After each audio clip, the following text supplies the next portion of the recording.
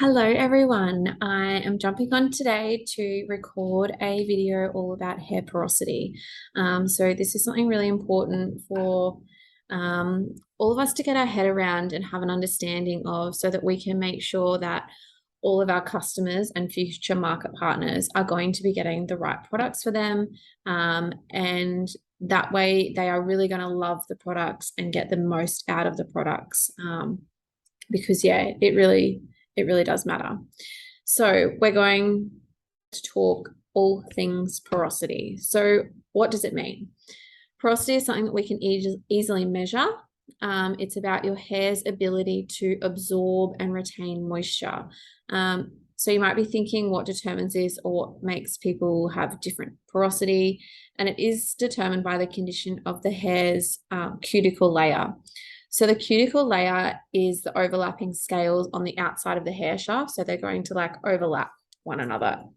So for your strands of hair to stay healthy, moisturizing products need to pass through the cuticle and into the cortex, into the middle of that strand of hair. So you can rate porosity low, normal, or high, or medium for normal. So low, medium, or high. I kind of don't like to use the term normal because everyone is different. So in low porosity hair, the cuticles, so those outer overlapping scales, are tight and compact, and they're going to prevent any moisture going in and any moisture coming out. It can be really hard to saturate the strands, but once the hair is saturated, the water also doesn't escape easily. So your hair can stay wet for a really long time. It can also mean that products aren't actually penetrating the hair shaft like they're meant to. So you can end up with product buildup if you've got low porosity hair. Obviously, that's something Monate products don't essentially do because they don't have any of those silicons and parabens and things in it that will cause product buildup. But with low porosity hair, if none of those products can actually get into that hair shaft, you are going to get some product buildup. So as you can imagine, hair that is high porosity is going to be the opposite. So it means that that cuticle is open and it has gaps and holes that releases moisture easily, so they can become dry and quite easily damaged.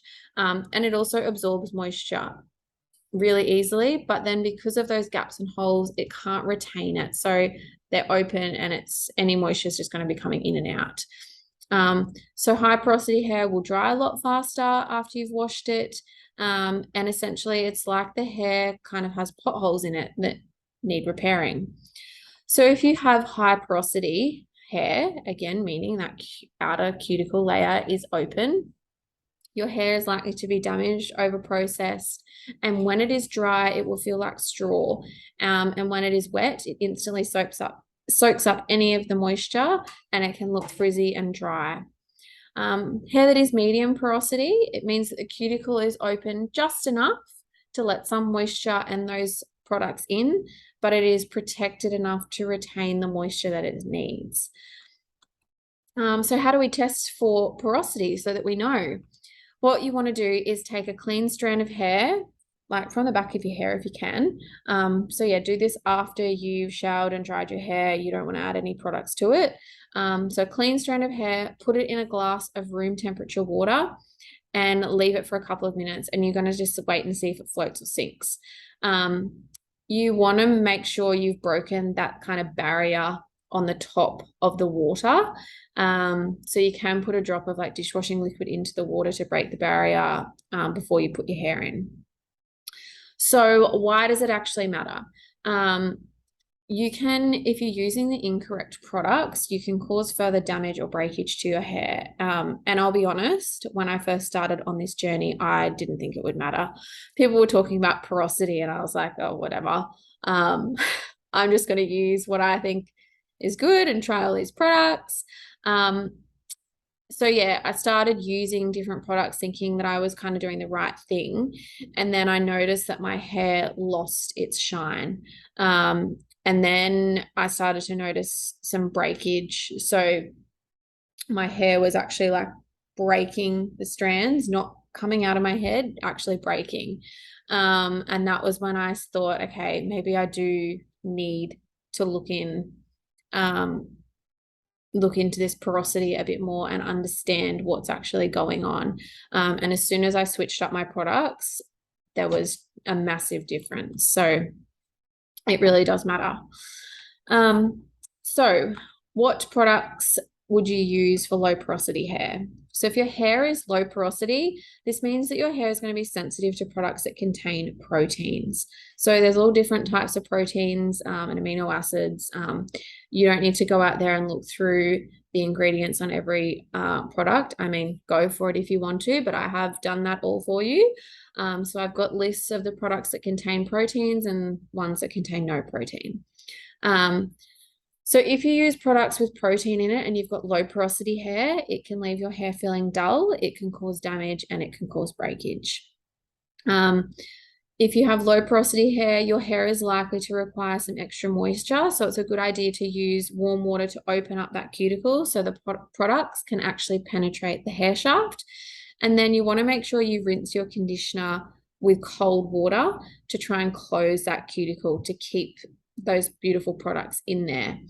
And that's also going to help when you're drying your hair because the cuticle is going to be closed with that cold water.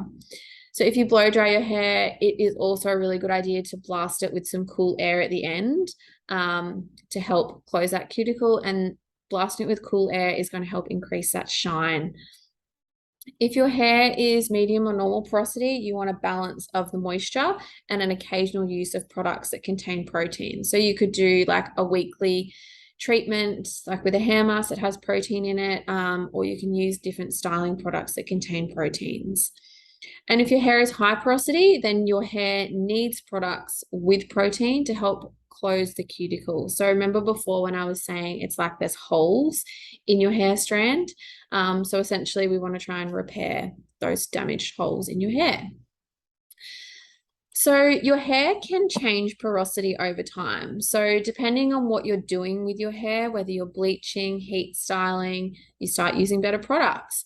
Your hair porosity can definitely change. So it is a really good idea to recheck it every now and then. Or you might notice a change in your hair with the products that you've been using. So it can be a good idea to check your porosity. The other thing to mention, you will sometimes see some people have, when they do a porosity test, some of their hair will float and some of it will like kind of be in the middle or sink.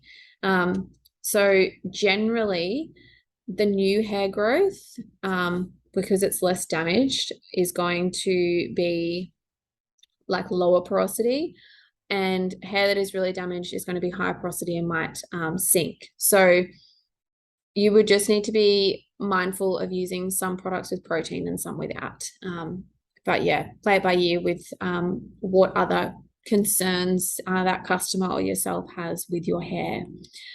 So my go-to products for low porosity hair, the Black 2-in-1 is a great all-rounder product and really good for low porosity hair as well, because they can be prone to having some product buildup because the products aren't absorbed. So I also love the Intense Repair line and the Renew shampoo. They are really, really good to have for people with low porosity hair. I am now using the Intense Repair line and I absolutely love it. So the other option as well for a shampoo, depending on how much product buildup a person might have with that low porosity hair, is the clarifying shampoo. I wouldn't suggest someone just uses that all the time, but it is a really great product to have to help get rid of any product buildup. The in-shower replenish mask is also an amazing treatment for low porosity hair. So depending on the person, I would suggest using it, every third wash or so, and also putting a little bit of their conditioner in on top of that mask and then rinsing it all out with cold water. The other thing that's super important for people with low porosity hair is your Rejuvenique oil treatments. But good idea to either wet your hair with warm water to help open up that cuticle so that that oil is really going to penetrate well. Or I have just been putting some warm air on my head and then putting my Rejuvenique oil on. And then, yeah, leave it on as your treatment for 15 minutes if you want, or overnight's even better. So medium porosity, you've kind of got the best of both worlds. You could go with a shampoo and conditioner that have no protein and then a mask that has protein, like our damage repair bond support mask or the advanced hydrating in shower mask. You would also be able to use, if you need it, the leave-in conditioner, as that contains protein. The volume range is also another really great option as a shampoo and conditioner, as it only has small amounts of protein. So yes, so many different options for medium porosity hair, but I wouldn't suggest using products that contain proteins all the time, because it would probably just be too much for your hair. Products for high porosity hair, there are really so many options with the Monate products for products that contain protein. So it would really depend on what type of hair the person had and what particular issues they have with their hair.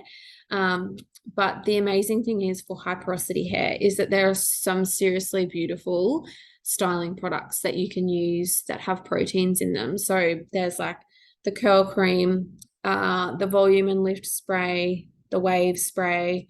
So yeah, some really, really great products. So yeah, it would really depend on what other damage or anything the person had or what other concerns that they had. But yeah, you want to be making sure you're selecting the right products. So yeah, that's a little rundown on porosity. I will pop in our group the images with the lists for products that contain proteins and those that have no protein. And I will also put in there an image with how to do the porosity test, and again, what those levels are, if it sinks and floats and what that all means. But as always, if you have any questions, if you're not sure on what products to recommend for someone, please reach out. That's what I'm here for. And yeah, maybe go and check your hair porosity and you might be surprised. So I will keep you updated with any other information that I come across relating to hair porosity. Otherwise, have a great day. And if there's any specific things that you want some education on, then let me know and I'll be sure to source the information and get it to you as soon as possible. But thanks for tuning in and I will talk to you soon.